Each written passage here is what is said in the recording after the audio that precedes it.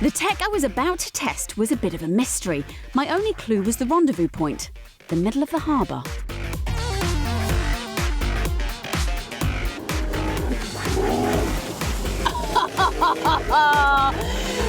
Now you're talking.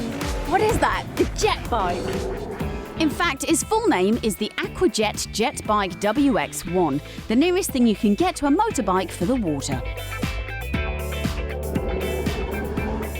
A conventional personal watercraft like a jet ski steers by means of a rotating jet nozzle, but on the jet bike, the handlebars also turn a rotating ski up front, like the front wheel on a motorbike, so it's very agile. Oh, look at the way that manoeuvres! And it looks like it goes pretty quick too.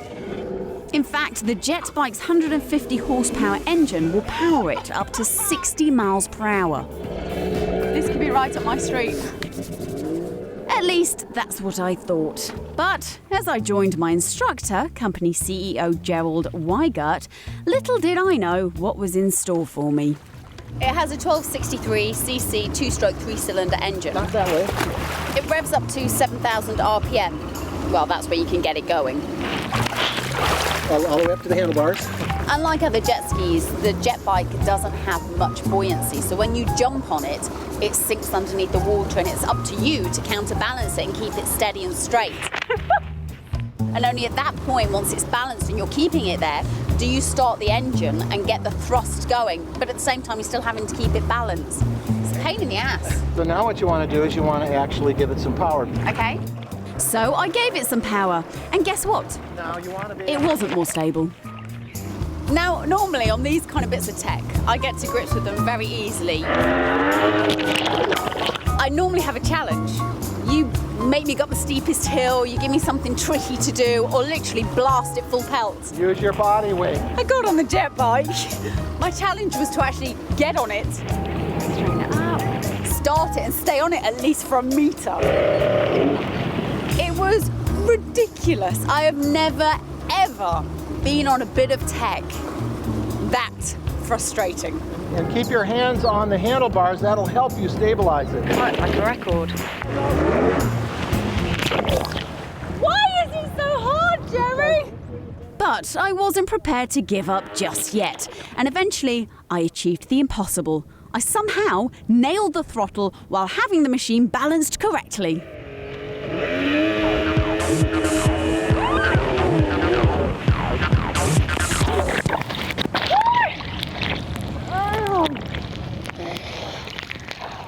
I'd like to say I think that was worth it. But it wasn't. Undaunted, I remounted the wobbly jet bike and just a few minutes later managed to get it going again.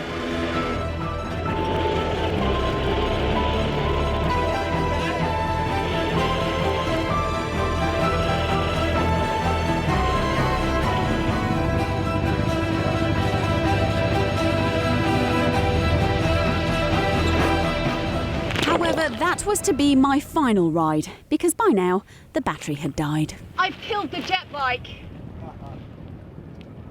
Sorry. So that was the end of my jet bike experience in the USA. You're right there, Jerry. Okay. Yeah.